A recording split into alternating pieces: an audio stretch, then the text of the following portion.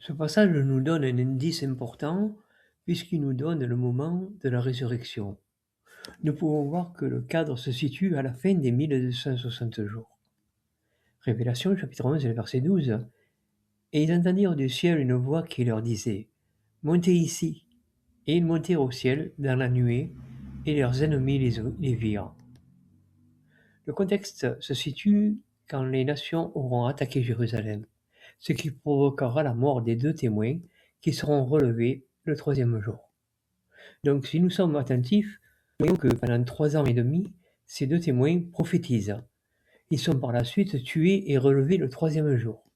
Cela nous rappelle ce qu'a subi Jésus à son époque. Il nous est montré ici une suite d'événements qui seront reconnaissables, car il y a le lieu, le moment, comment et par qui, etc.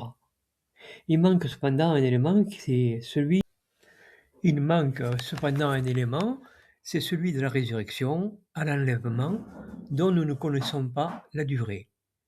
Si nous prenons l'exemple de Jésus, son enlèvement s'est effectué le 40 jours après sa résurrection.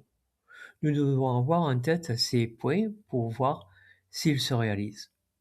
Ce sont les pensées que nous impose ce texte. Nous devons être attentifs puisque Jésus est monté 40 jours après sa mort. Et puisque les 2 témoins suivent ce même modèle, nous pouvons penser que ce sera la même chose.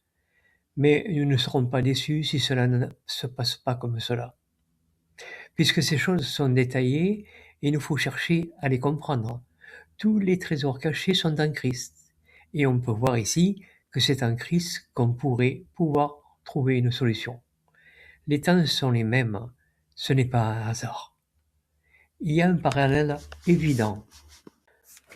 Comme les 2 témoins sont connus, leur mort signifiera que 3 jours et demi après, il y aura la résurrection, ce qui nous indique la venue de Jésus, car Jésus vient et il y a la résurrection.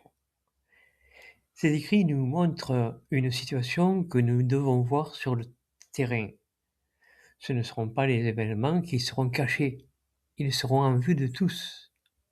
Il faut bien comprendre que ce n'est pas une spéculation, car cela se passera comme ça, comme c'est écrit. Maintenant, il faut être prudent quand on dit que cela risque de se passer dans notre période. Mais ce n'est pas pour ça que l'on doit s'empêcher de penser que ce sont des choses qui sont en train de se réaliser.